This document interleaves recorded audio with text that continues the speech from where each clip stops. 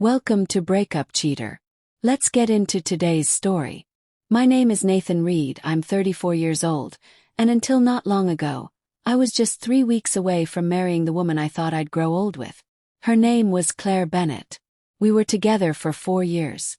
Met through mutual friends at a holiday gathering. Instant chemistry like we'd known each other in another life. Within a year, we'd moved in together. Claire was the kind of beautiful that didn't ask for attention. Effortless.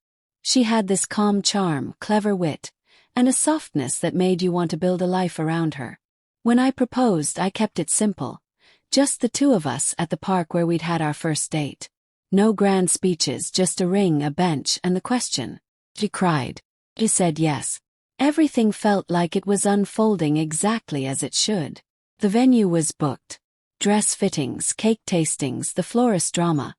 All the standard pre-wedding whirlwind. But then, about 3 weeks before the big day, Claire started to shift. First, it was subtle. More time on her phone. Shorter conversations. A little more edge to her voice when we talked. I chalked it up to wedding stress. Everyone gets snappy, right? Then the late nights started. Always some big project at work. Deadlines.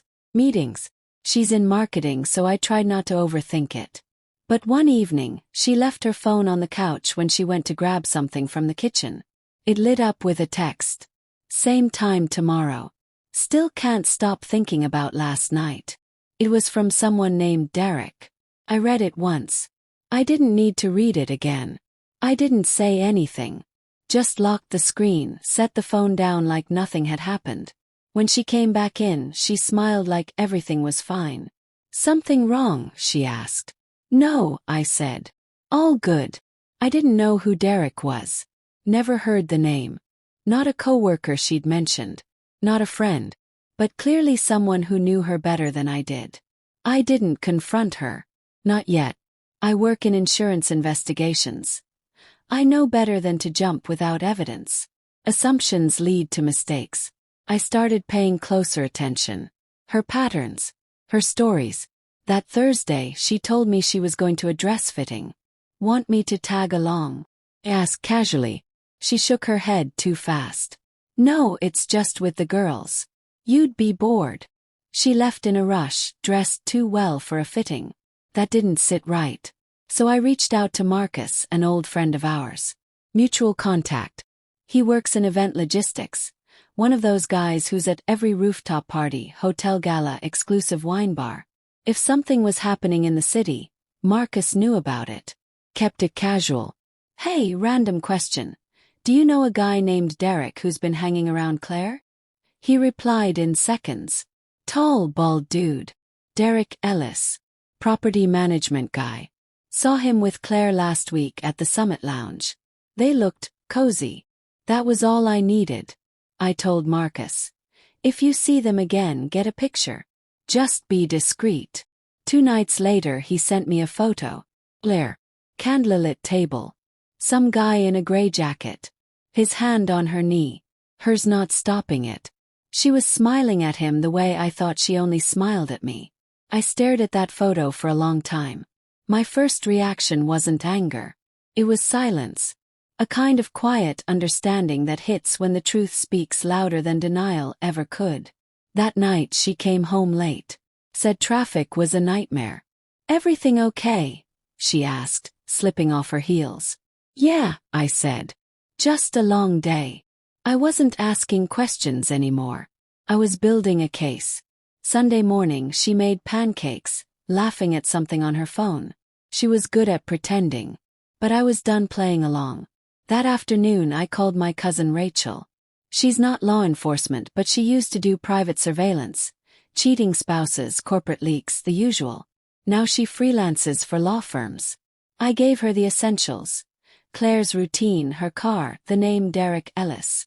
Tuesday night, Claire said she was meeting her friend Naomi to finalize the wedding decor. She wore a new blouse. Braid perfume. We might swing by that new wine place afterward, she added. Sounds fun, I said. Then I waited. At 9:45 p.m. Rachel called. She didn't meet Naomi, she said. She drove straight to a condo on Ridgeview Avenue. Underground parking. That unit belongs to Derek Ellis. She went in at 7:12. Just came out 5 minutes ago. Alone? Yes. Alone. Hair's a little messier. Makeup retouched. Want the photos? Yes. She sent them. Timestamps. Video of Claire entering the building. No ambiguity. That night, Claire walked in surprised to see me awake. Didn't think you'd wait up, she said. I just wanted to see your face. She smiled. Naomi says hi. I didn't say anything. I was done talking. I wanted her to lie again, just so I could collect it. Thursday rolled around. She said she had a florist meeting at the venue. He nodded. Want me to come? She hesitated. Nah, you'd hate it. All visual stuff. Rachel followed her again. Same routine. Same building. Same lie. That night I was waiting at the kitchen table. Laptop open. She came in, saw I hadn't cooked. Long day, she asked.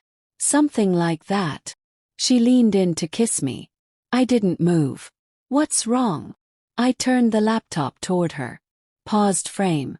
Claire walking into Derek's condo, timestamped Tuesday night. She froze. Nathan, I can explain. Then explain. She opened her mouth. Closed it. Then finally. It's not what it looks like. I didn't reply. Just stared. She sat down pale. Derek is someone I used to date.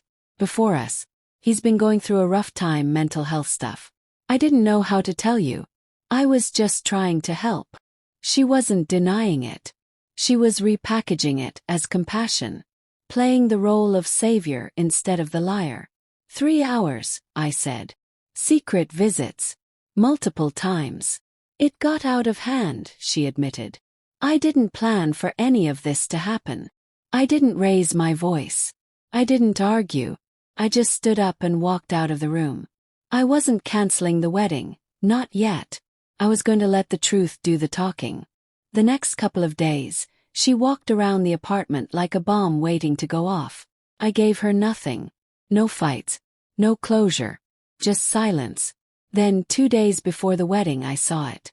She was in the shower. Her phone lit up. Derek. I still can't believe he bought the whole mental issues thing. Then. Still good for Sunday morning. One last time. That was our wedding day. She was planning to see him hours before walking down the aisle. I took screenshots. Sent them to Rachel. Sunday 8:12 a.m. Claire arrived at Derek's condo in full hair and makeup. She stayed 48 minutes. When she left, he walked her out. They kissed. Rachel snapped the photo. By noon, Marcus had that image and the earlier footage loaded on a USB.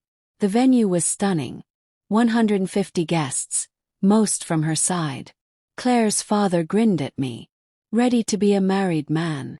Absolutely, I said. When the music started, I waited. Bridesmaids walked. And Claire. She looked radiant. Perfect dress, perfect smile. Like nothing had happened. She reached the altar. I took her hand. The officiant started his welcome, then turned to me. Nathan Reed, do you take Claire Bennett? I don't. The room fell silent. Claire blinked. What? I let go of her hand and turned to the crowd. She was with her ex this morning. Less than 8 hours ago. Left his place wearing her wedding prep outfit. Murmurs. Claire's mother covered her mouth. Her father stared. I raised my hand. Marcus stepped forward and plugged the USB into the projector. Instead of a photo montage, the screen showed time-stamped footage. Claire entering Derek's building. Then the kiss. I turned back to her. I'm not angry. I'm just done. And I walked out. The silence behind me was louder than any argument. Claire called. Then her mom. Then one of the bridesmaids. I didn't answer. I shut my phone off and left it on the kitchen counter. By morning the story had spread. People stopped defending her. Even her best friend texted. I had no idea. You didn't deserve that. Claire tried to spin it, said I got cold feet. But then Marcus posted the footage. Just the facts. No commentary needed. By midweek, even Derek had ghosted her. Deleted her on everything. Disappeared. She texted me again on Thursday. Nathan, please. Can we talk? I'll explain everything. I didn't reply. Friday night she showed up. Looked exhausted. Hair unwashed. Voice shaky. Can I come in? She asked. No. I need to say I'm sorry. I ruined everything. I didn't think you'd find out. I didn't mean for it to become something. I said nothing. You gave me chances, she whispered. And I threw them away. Yeah, I said. You did. She stood there for a moment, then walked away. I shut the door, and felt nothing. A week passed, then another. No more messages. No more knocks at the door. I moved her stuff out in silence, changed the locks, reconnected with old friends, got back to the gym. It was like pressing reset on my life. People always say heartbreak is the worst feeling. But they're wrong. The worst feeling is living a lie. I didn't lose a wife that day. I lost the illusion of one. And I'm better off without it. Thanks for listening to Breakup Cheater. Until next time.